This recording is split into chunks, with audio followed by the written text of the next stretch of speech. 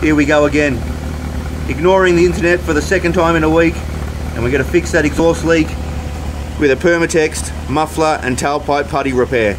This Permatex muffler and tailpipe putty was about 15-16 bucks, super cheap.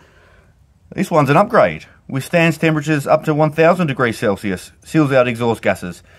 All it says it needs is a clean with a brush, cold pipe, and curing for 24 hours. We're not going to give it 24 hours, but we'll give it a clean, stick it on and see what we do. Alrighty, so there's a leak around that clamp.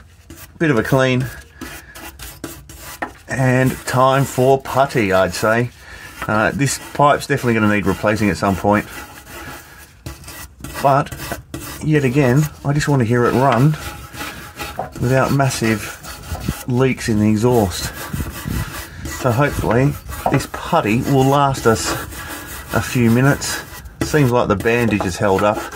I've been running it a little bit on and off here, 5 or 10 minutes. Haven't driven it until I fixed the steering angle, tie rod ends, track rod ends that was bent. So that looks good to me. Alrighty, that's a big hole than I thought. We'll slap some putty over that and get down in there, see what we can do. And there we have it. Exhaust putty repair done. Let's fire it up, let it idle for 5 or 10 minutes and see if it hardens up. We have it. Blown the putty out of the hole. Let's crack open another pouch and slap another heat load on. Okay, we're going to go round 2. Permatex muffler and tailpipe putty. Let's try and fix that hole that blew out last time we slapped this goo on. There's the blowout from round 1. Looks an absolute mess. We'll try and tidy this up a little bit. Slap some more of this goo on. It does feel quite hard. I think I just ran it a bit too quick while it was a bit too soft, so we'll open this pack, let it set up, and try and bridge that hole.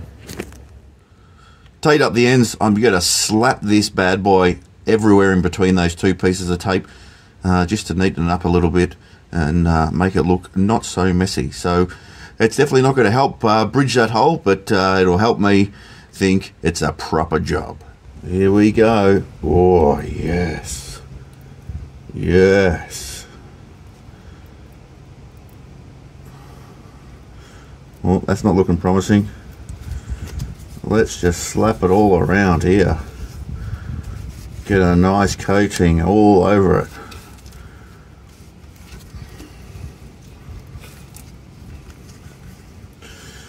I'll let it harden up a little bit in the bag this time, I think.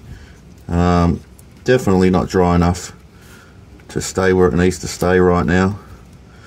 Let's get another fingerful of this goo and keep on trucking. Alrighty, I think we can safely say that's a metric ton of shit slapped onto that hole.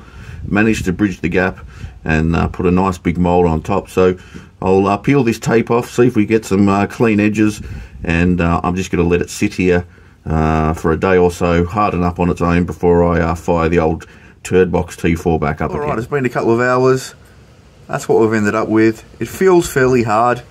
Let's fire up the old Turd Box T4 and see if that goo holds.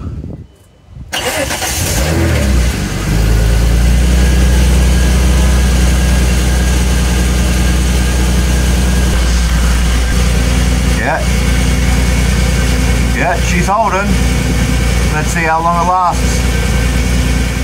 Alright, here we are a few hours later. Just letting the car idle and the pipe warm up a little bit. I can definitely hear a leak coming from this joint in the clamp. Definitely a leak there. However, the big hole that we bridged is holding quite well.